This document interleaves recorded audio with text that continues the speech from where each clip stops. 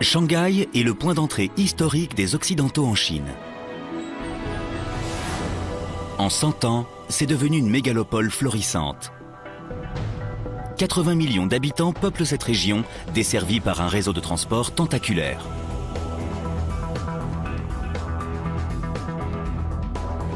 Chaque jour, d'innombrables voyageurs courent d'un bus à un métro, d'un train à un avion. Mais les routes qui relient ces infrastructures sont saturées et la tendance n'est pas près de s'inverser. Shanghai a opté pour une solution radicale, dévier tous les modes de transport vers un bâtiment unique au monde. Une plateforme de correspondance gigantesque. Ce chantier de 7 milliards d'euros est déjà bien avancé, mais la nature du terrain a réservé de mauvaises surprises.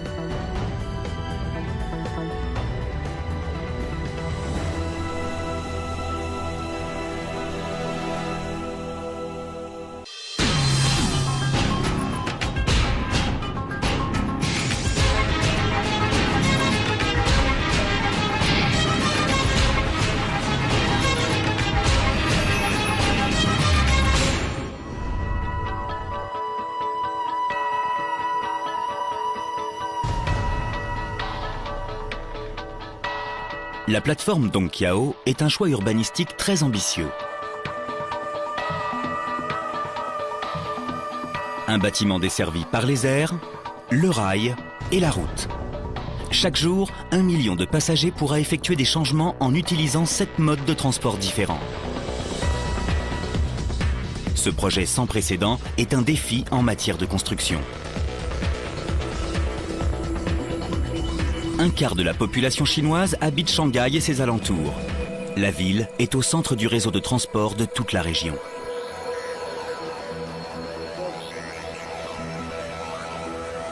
Ses stations de train et de bus, ses lignes de métro et ses aéroports sont disséminés aux 4 coins de la ville.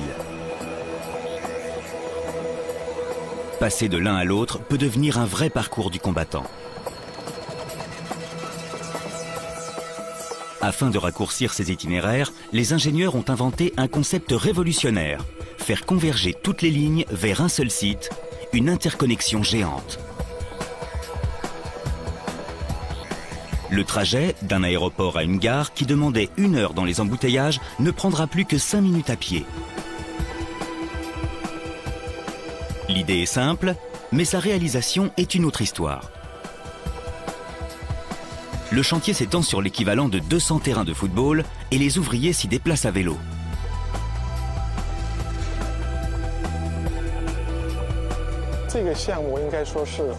C'est le projet le plus complexe et le plus difficile de ma carrière. Guo Jianxiang est l'un des principaux architectes de cette aventure. Là, on va manquer d'espace. Il n'y a qu'à utiliser le rez-de-chaussée. Le premier challenge consiste à faire cohabiter 7 modes de transport différents sur un seul site. Dans l'absolu, il faudrait que le bâtiment s'étende sur 6 km.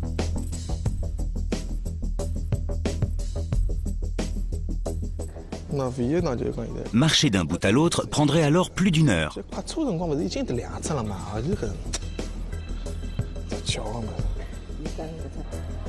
La solution est aussi simple que brillante. Jouer avec la hauteur. Les différentes zones de la plateforme ont été fractionnées et placées sur plusieurs niveaux. La longueur du bâtiment a ainsi été limitée à 2 km pour une durée de marche maximale de 25 minutes. Pour faciliter les trajets et raccourcir leur durée, nous avons pensé à faire plusieurs étages. Le résultat est un bâtiment vertical sur 6 niveaux.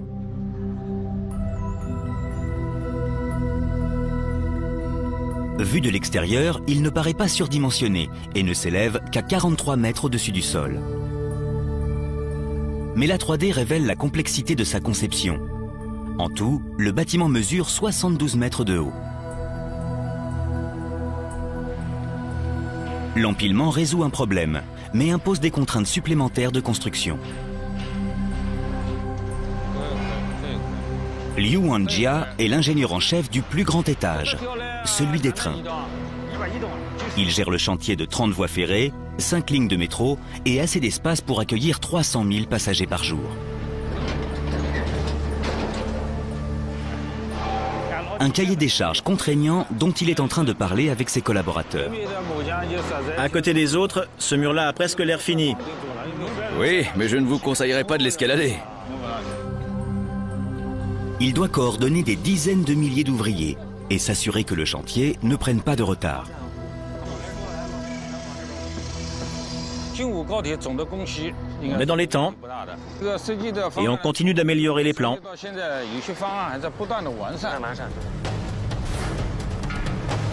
Liu doit superviser la construction d'un espace de 420 mètres de long sur 200 de large et 70 mètres de haut. De quoi contenir 36 gros avions.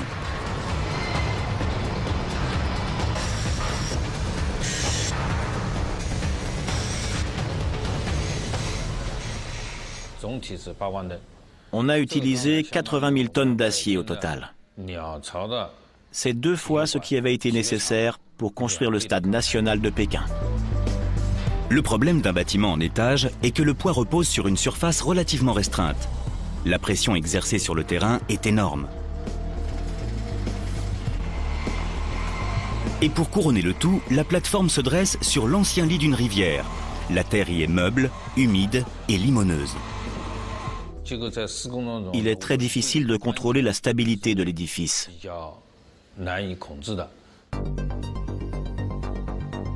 La solution ? Des fondations particulièrement solides. Pour atteindre la couche de terrain en dur, Liu a dû creuser sur 80 mètres.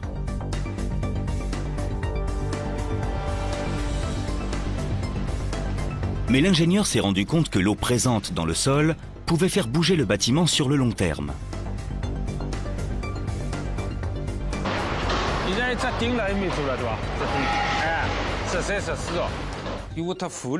Le risque était que le bâtiment flotte.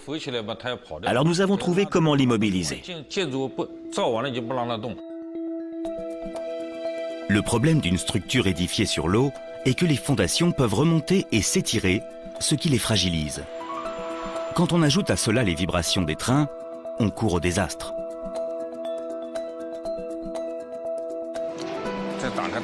Mais Liu a mis au point une parade pour empêcher ces fissures. Renforcer les fondations en les équipant de câbles d'acier torsadés, au centre desquels il a fait passer des tiges d'1 mètre de large. Impossible de s'effondrer ou de remonter. Malgré ces contraintes, Liu a pu achever la structure principale de la plateforme en seulement 17 mois. Dans ce projet, nous rencontrons difficulté sur difficulté. Mais quand on verra le résultat, on se rendra compte que ça en valait la peine. L'interconnexion sera un succès si le réseau routier extrêmement complexe qui relie la plateforme à la ville de Shanghai s'avère performant.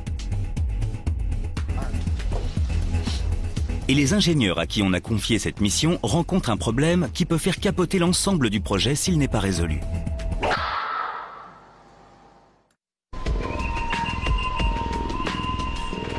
« 8 heures du matin dans le centre de Shanghai. Comme tous les jours, les rues sont encombrées et la fréquentation est en croissance constante. À terme, plus de la moitié des utilisateurs de la plateforme y arriveront en voiture, soit 2 voitures chaque seconde. Si les routes restent embouteillées, les avions prendront du retard, les trains partiront à moitié vides et les passagers seront insatisfaits. L'ingénieur en chef du réseau routier, Zhang Cheng, s'est vu confier une mission impossible, éliminer les embouteillages. C'est en observant le trafic qu'il a trouvé la solution. Un réseau classique n'a aucune chance de pouvoir contenir toute la circulation qui convergera vers la plateforme. Vous pensez que des carrefours et des feux rouges suffiront à réguler le trafic? Je peux vous affirmer que ce sera le chaos assuré. En général, ce sont au croisement que les voitures s'accumulent. La méthode traditionnelle consiste à gérer le flux avec des feux. Mais la circulation s'en trouve ralentie. Pour éviter cela, Zhang a préféré prendre de la hauteur. Il a opté pour un réseau aérien de voies à sens unique d'une largeur de 50 mètres. Ces routes suspendues forment des boucles autour du bâtiment. 4 boucles séparées sont prévues. Une vient du nord, une autre du sud et 2 viennent de l'ouest. Imaginez 2 voitures qui arrivent en même temps par la boucle nord. Elles se séparent en suivant les panneaux qui indiquent leur direction. La première va à la gare et la deuxième à l'aéroport. Quand elles repartent, leurs chemins se croisent à nouveau et elles quittent la plateforme par où elles sont arrivées, mais sur la voie opposée. Il en va de même pour l'ensemble des boucles qui sont totalement isolées les unes des autres. Les voitures ne se croisent donc jamais. Il n'y a pas de carrefour, ni de feu de circulation. Si le système fonctionne comme prévu, Zhang pense que la vitesse moyenne sera de 50 km/h sur la totalité du réseau. D'ici là, il reste de nombreux problèmes à régler. Les fondations des piliers mesurent 100 mètres et sont les plus hautes de l'infrastructure.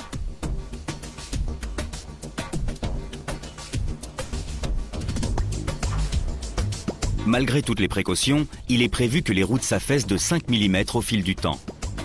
Cela n'a l'air de rien, mais à un point précis, ce tassement pourrait avoir des conséquences désastreuses.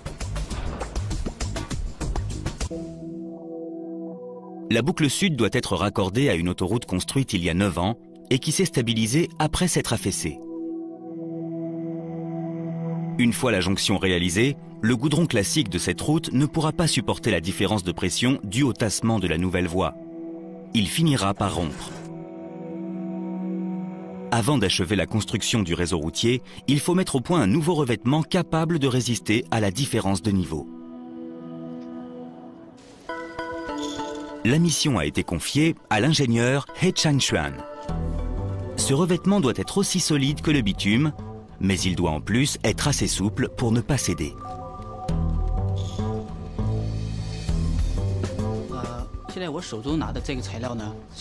Cet échantillon est un mélange entre de l'asphalte classique et un agrégat plus fin. Ce mélange convient très bien à la plupart des routes, mais il est cassant et peut se détruire sous la pression. Et Changxuan a compris que le problème venait du goudron qui sert de liant au matériau. Quand on teste son élasticité, l'échantillon se casse à 5 cm d'étirement.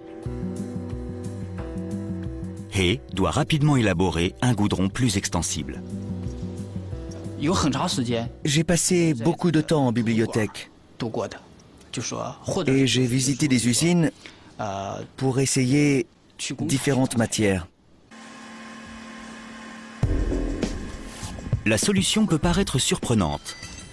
He compte recycler le caoutchouc des pneus usagés. Il espère qu'en le mélangeant au goudron, il trouvera un matériau à l'élasticité satisfaisante. Selon ses prévisions, la nouvelle formule qu'il vient de créer peut résister à un étirement de 30 cm. Mais le revêtement ne doit pas être plus élastique. Sinon, il ne sera pas assez solide pour raccorder les 2 tronçons de route. Avant de finaliser sa formule, He procède à différents tests.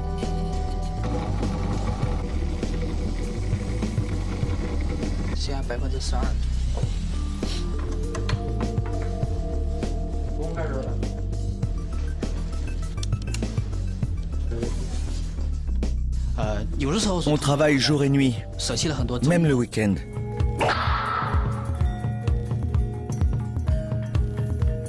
Après 4 mois d'expérience, He découvre les proportions idéales de caoutchouc, à savoir un mélange dosé à 19%. Le produit final se rompt à exactement 30 cm au millimètre près. Et voilà le résultat de plusieurs mois de travail. Un matériau ultra résistant et flexible à la fois. Il pourra supporter une différence de niveau de 5 mm entre les deux routes, ainsi que la pression de la circulation automobile intense. Ce produit a résolu tous nos problèmes. Et dès qu'il a été coulé sur la route, l'équipe en a vraiment été satisfaite. Une fois cette formule magique mise au point, le chantier du réseau routier peut continuer. En revanche, les ouvriers qui creusent les tunnels de métro sous le bâtiment ne sont pas aussi rassurés. Un seul faux mouvement et tout peut s'effondrer.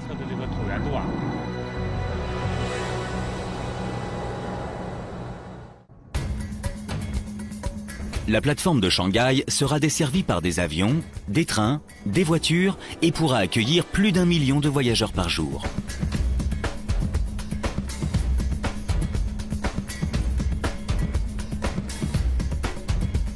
Le bâtiment se construit presque au-dessus des pistes de l'aéroport actuel.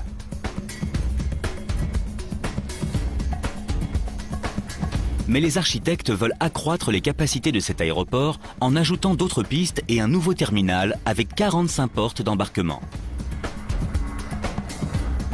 La piste que nous avons conçue est celle du milieu. Voilà où nous sommes sur le plan, c'est ça? Oui, oui. L'avion devrait aller dans ce sens alors. Oui, il va rouler au centre et il repartira par l'autre côté. Le cahier des charges est contraignant. Il faut construire cette piste à proximité d'une incessante procession d'avions. Avec un atterrissage toutes les 3 minutes, l'aéroport de Shanghai doit rester en activité pendant les travaux. La seule solution était de travailler la nuit. Les ouvriers attendaient chaque soir le décollage du dernier avion pour faire marcher les pelleteuses.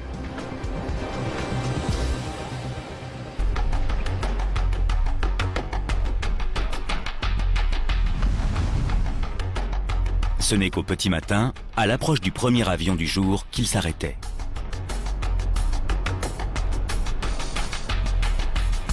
Après 2 ans et demi de nuit blanche, la piste a enfin été prête.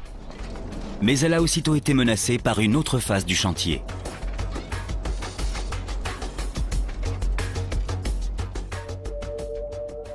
À l'est de l'aéroport, les ingénieurs forent la ligne 10 du métro. Pour l'instant, ils n'ont eu aucune mauvaise surprise. Pour les 2 derniers kilomètres avant la plateforme, c'est une autre histoire, car l'itinéraire passe juste sous une piste.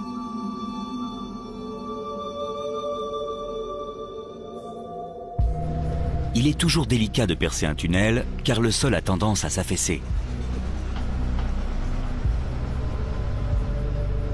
Mais ici, c'est encore pire. Si cette piste devait descendre de quelques centimètres, il faudrait fermer l'aéroport, car ce serait dangereux pour les voyageurs.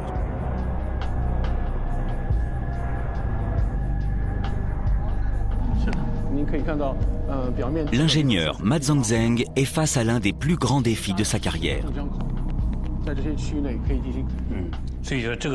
C'est un projet complètement fou. En général, on part du principe qu'il y aura un tassement de 40 à 50 mm. Mais ici, on ne peut pas se permettre qu'il dépasse 10 mm. Or, personne n'y est jamais arrivé. Ma a placé la piste sous surveillance constante avec des instruments très précis.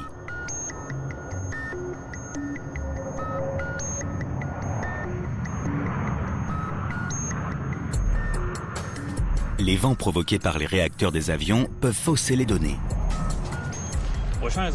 Ma espère que cet instrument, une sorte de théodolite appelée station totale, n'y sera pas sensible. Il émet un rayon laser en direction d'un point défini par avance. Il chronomètre le temps que son reflet met à revenir et en déduit la distance parcourue. L'instrument mesure aussi l'angle du rayon et peut donc détecter le moindre changement de niveau du terrain grâce à de simples calculs trigonométriques. Ma exige une précision au millimètre. Il teste son appareil en déposant au sol un objet très fin. Si on ajoutait une carte de visite? Oui. Tu peux y aller? Alors, ça donne quoi? On était à 0,5331 tout à l'heure. Et maintenant, 0,5351. Ça fait 2 mm de différence. 2 instruments sont placés de part et d'autre de la piste. Ils contrôleront la hauteur du terrain en plusieurs points. Pour être sûr de la stabilité des appareils, ils demandent à un ingénieur de taper du pied.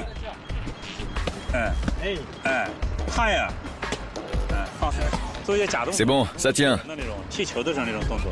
Excellent. Les jambes de l'ingénieur coupent le rayon, mais les mesures sont inchangées malgré les tressautements. Le test est donc concluant et le chantier peut commencer.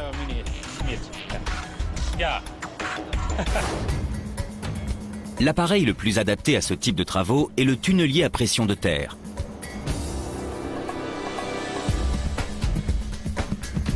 Il procède au forage par petites sections et permet de plaquer aussitôt un revêtement sur la paroi du tunnel. Malheureusement, ce tunnelier laisse un espace de 3 cm entre la roche et la couche de béton. Si le sol s'enfonce pour combler ce vide, la piste risque de se fissurer. Ma doit donc injecter du ciment pour éviter la catastrophe. En général, il choisit un mélange assez liquide, car le ciment à prise rapide est trop épais pour le tunnelier. Mais les conditions géologiques ne se prêtent pas à cette solution. On ne pouvait pas trouver pire. Le sol est essentiellement constitué de sable et il est gorgé d'eau. Une petite expérience permet de comprendre le problème. Les mélanges classiques sont faciles à travailler, mais ils mettent du temps à se solidifier, surtout contre un sol aussi humide que celui-ci.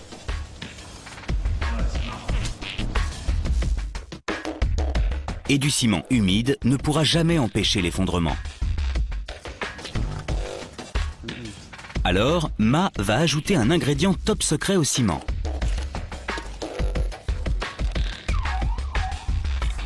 Le mélange est plus liquide, il remplit mieux le moule et il durcit presque instantanément.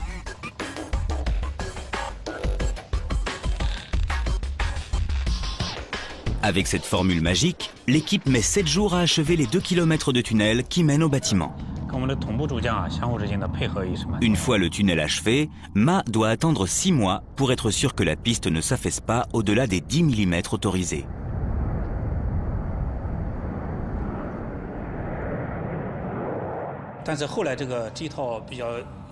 Les lasers nous ont indiqué que le tassement était de 6 mm seulement. Ça nous a retiré une belle épine du pied.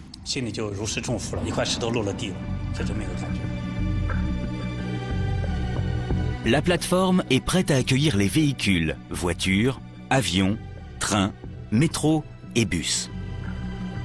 Maintenant, il faut prévoir la circulation des piétons, sans quoi le projet ne sera pas viable.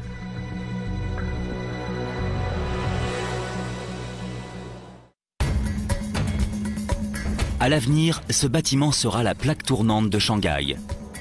Ses créateurs le veulent à l'image de la ville, cosmopolite et luxueux.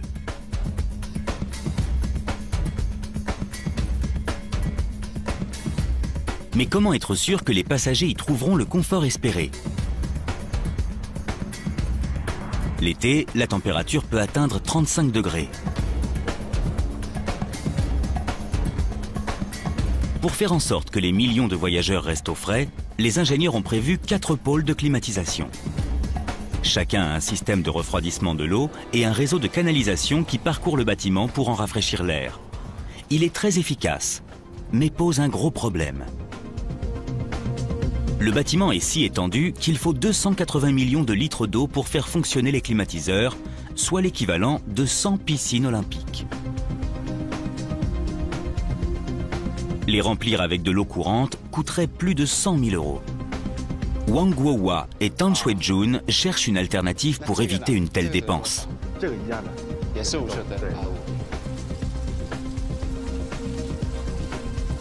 Ils aimeraient utiliser la rivière qui coule le long du site, mais son eau est trop polluée. Il faut faire passer cette eau du niveau 5 de pollution au niveau 4. Pour y arriver, Wang a fait pousser de nombreuses plantes sur les rives et sur l'eau. Il espère que ces filtres naturels parviendront à atténuer la pollution.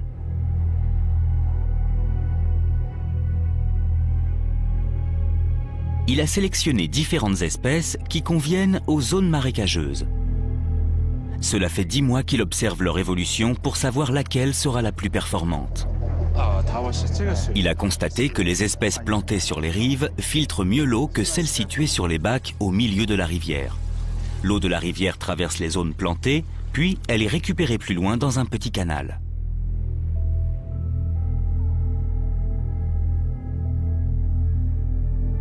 Les microbes qui vivent dans les racines suppriment les éléments organiques et les racines elles-mêmes absorbent les autres éléments comme l'azote et les phosphates.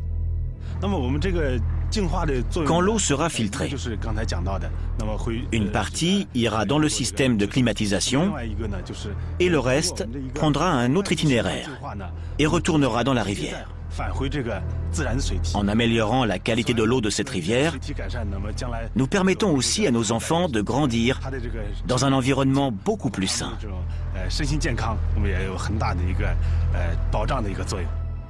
Malheureusement, de nombreuses plantes n'ont pas résisté au grand froid de l'hiver.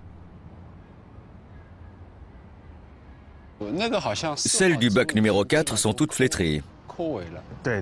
Oui, cette espèce supporte mal le froid. Il se peut que les racines remplissent toujours leur fonction de drainage, même si les feuilles sont en mauvais état.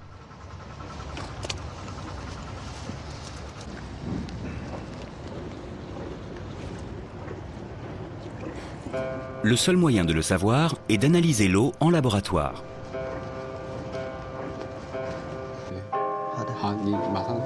On met le prélèvement en présence d'un réactif chimique qui indiquera le taux d'azote et de phosphate. Si le réactif devient marron clair, l'expérience de Wang aura réussi et permettra de réaliser des économies d'eau.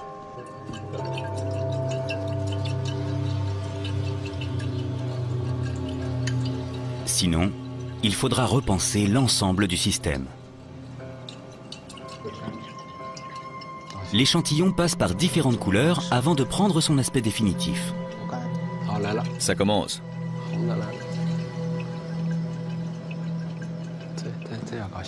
Ça vient. Continue de tourner. La couleur change.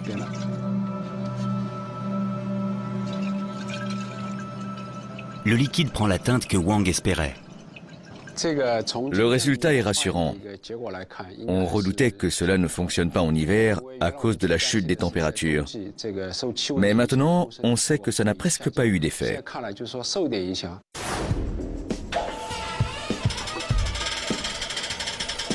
Les voyageurs pourront donc déambuler agréablement dans le bâtiment. Mais la lumière aussi compte beaucoup. Les architectes ont prévu de grandes surfaces vitrées pour laisser entrer un maximum de soleil. 150 sources de lumière artificielle prendront le relais. Il est impensable que chacune soit commandée par un interrupteur. Et les laisser allumer toute la journée coûterait une fortune. La seule solution est de prévoir un système intelligent. Et c'est à une spécialiste, Ye-Min Lee, que la mission a été confiée.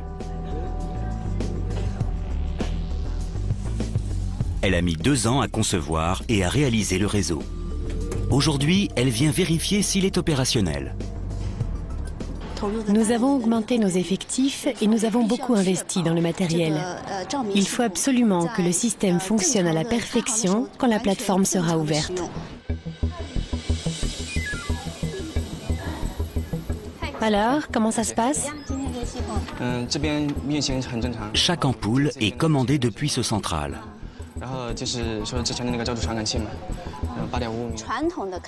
Un interrupteur classique permet d'allumer ou d'éteindre une lampe. Mais notre système est plus complexe.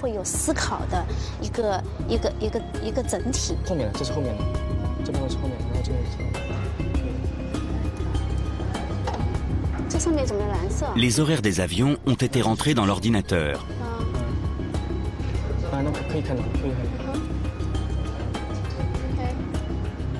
Quand un atterrissage ou un décollage est prévu, l'éclairage de la salle d'embarquement ou d'arrivée s'allume automatiquement.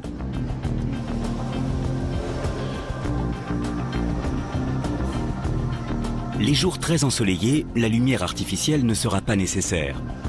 C'est le deuxième volet de ce système ingénieux. Des centaines de cellules photosensibles ont été installées pour calculer la luminosité. Si elle est suffisante, les ampoules ne s'allumeront pas, même si un vol est prévu.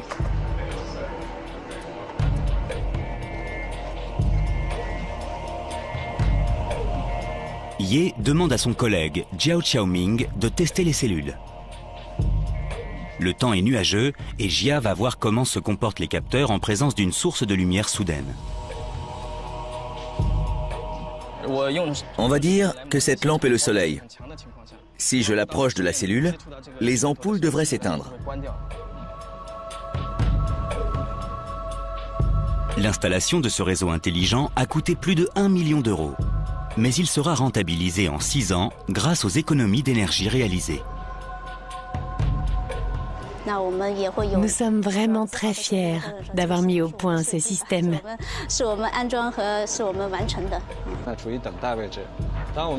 La piste est prête. Le bâtiment a été passé en revue, mais avant d'ouvrir, la plateforme doit subir un dernier test. Accueillir 5000 faux voyageurs.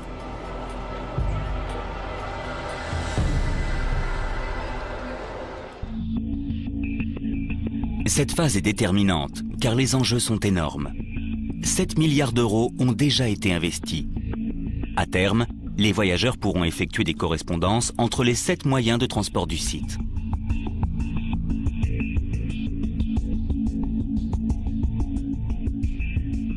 Mais on ne parlera de succès que si les passagers trouvent facilement leur chemin dans le labyrinthe des couloirs.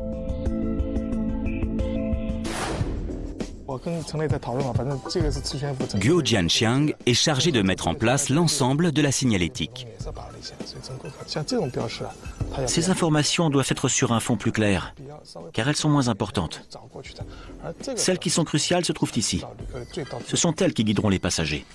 Guo a pris un parti audacieux. Il estime que trop d'informations brouillerait les pistes. Et il les a donc réduites au minimum.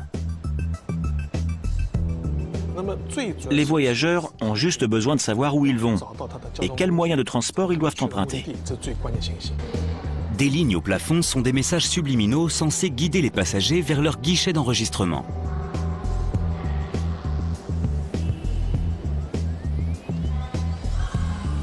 Cette approche minimaliste est risquée et les dirigeants de la plateforme sont un peu sceptiques. Aujourd'hui, ils vont soumettre le travail de Guo à un test grandeur nature. 5000 volontaires ont été conviés. On leur a distribué de faux billets d'avion et de fausses valises. Ils doivent passer à l'enregistrement, puis à la sécurité et trouver leur porte d'embarquement. La classe éco est par là. On saura très vite si les panneaux sont efficaces. C'est une sorte de répétition générale. Cette phase est très importante. Pour corser un peu le test, la plupart des volontaires sont des collégiens qui n'ont jamais mis les pieds dans un aéroport. Leurs enseignants leur donnent quelques consignes, puis les laissent se débrouiller seuls. Si nos élèves arrivent à se repérer sur la plateforme, alors ça veut dire que les voyageurs du monde entier en seront capables eux aussi.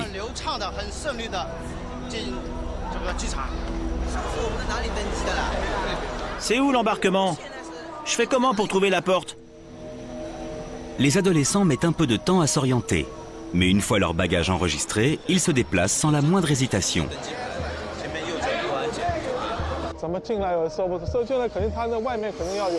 Guo se rend dans le hall des départs et découvre que certaines de ses idées n'ont pas été retenues.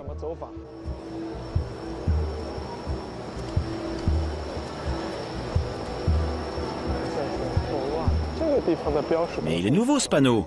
Il va complètement embrouiller les voyageurs. La matinée s'est bien déroulée, mais ils ont ajouté des affichages trop chargés à mon goût. Je crains que ça ne facilite pas les choses.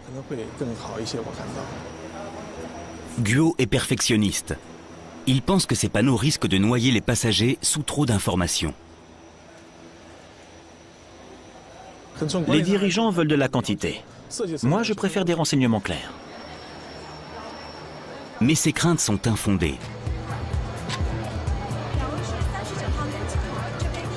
Les étudiants arrivent à destination sans encombre et beaucoup plus tôt que prévu. Le test devait durer toute la journée. Or, la zone des départs n'a mis que quelques heures à se vider. Je suis très ému de voir qu'on a réalisé notre projet.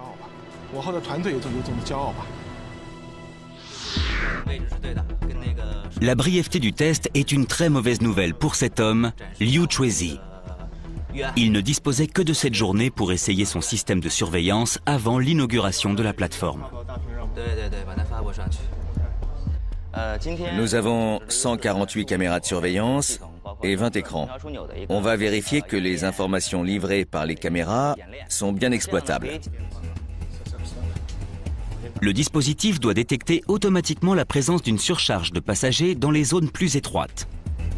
Mais il ne reste plus assez de gens pour déclencher l'alerte. Pour le moment, il y a très peu de gens dans ce couloir. L'heure de pointe est passée. Le système tient compte du pourcentage de l'écran occupé par les voyageurs. Si on dépasse les 80%, un signal apparaît sur le moniteur de contrôle.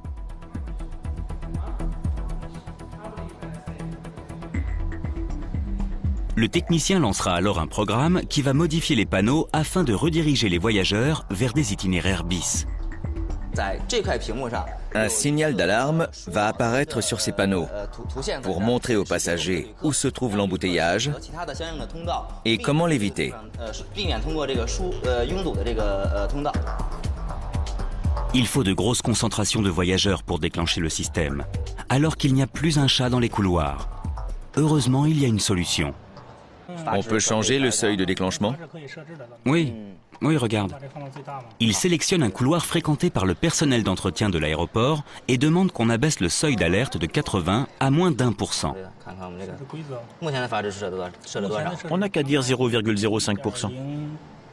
Je vais choisir la zone. On la voit en entier? Oui, regarde. Il n'y a plus qu'à attendre que quelques personnes passent devant la caméra. Je ne suis pas sûr que ça marche. Tu y crois, toi? Ces personnes-là vont déclencher l'alarme. Regarde, ça marche. Ça y est, c'est déclenché. Vous avez été alerté? C'est bon, je l'ai. On peut donner le feu vert pour les mesures d'évacuation. Une fois l'autorisation donnée, il garde les yeux rivés sur le grand hall pour s'assurer que l'affichage se modifie.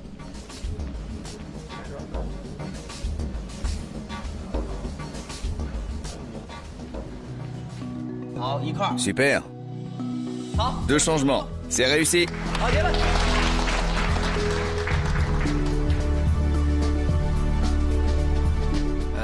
Aujourd'hui, c'est la première fois que nous avons expérimenté notre système avec de vrais humains. Tout s'est bien passé. Les résultats ont même été meilleurs que ce qu'on espérait. L'aéroport peut désormais ouvrir. Mais à quelques centaines de mètres derrière ces parois se trouve une autre zone de la plateforme qui ne sera prête que dans plusieurs années. Elle ne pourra être achevée que quand les ingénieurs auront mis au point une technologie révolutionnaire.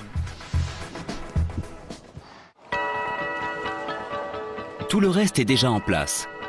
Les routes sont ouvertes, le métro dessert le bâtiment et de nombreux avions se sont déjà posés.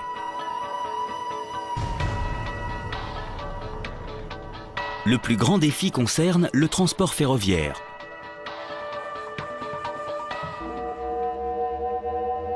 Derrière ces portes se trouve la gare du futur.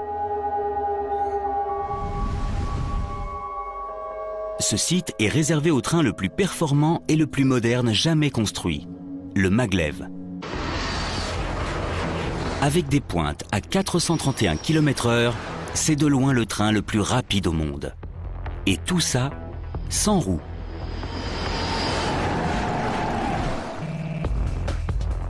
De chaque côté, il est maintenu par des sortes de crochets qui l'empêchent de dévier du rail. Des aimants lui permettent de léviter et d'avancer comme sur un coussin d'air virtuel. Une fois propulsé, le train progresse grâce aux champs magnétiques générés par des électroaimants placés tout le long de la voie.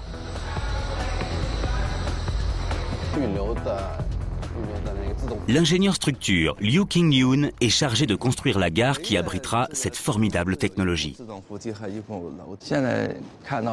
La gare est presque terminée.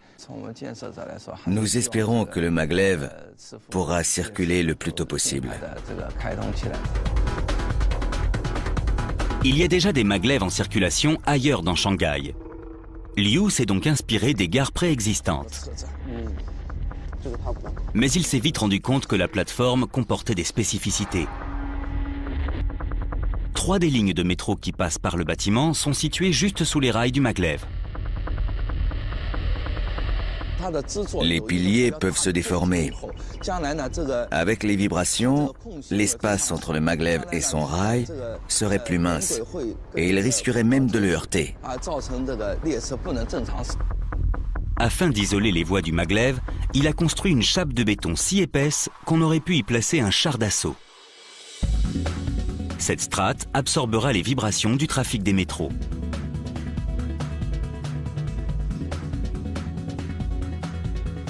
La plateforme de correspondance accueillera 10 voies réservées au maglev. Les wagons qui circuleront n'ont pas encore été construits.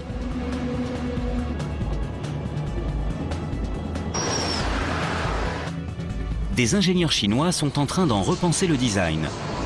Ils seront prêts en même temps que la nouvelle gare.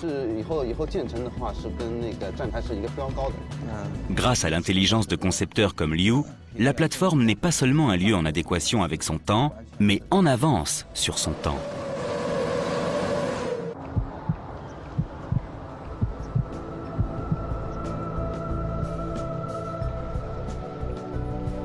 En 10 semaines d'activité, la plateforme a déjà accueilli 30 millions de voyageurs.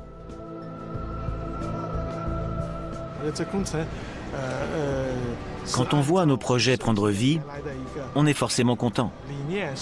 Le succès de ce bâtiment est un soulagement et une grande fierté.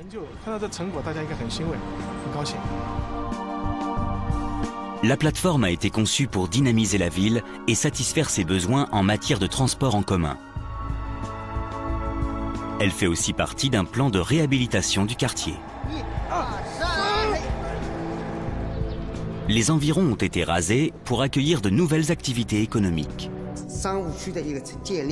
Nous construisons une zone commerciale qui augmentera la superficie de Shanghai et contribuera à son essor économique.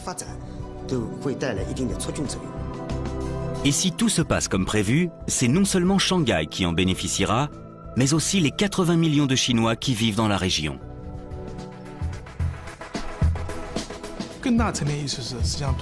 Si on regarde la situation à grande échelle, la plateforme Dongqiao relie les régions les plus développées du pays. Des villes comme Nankin, à 300 km, en récolteront aussi les fruits. De nouvelles activités pourront se développer.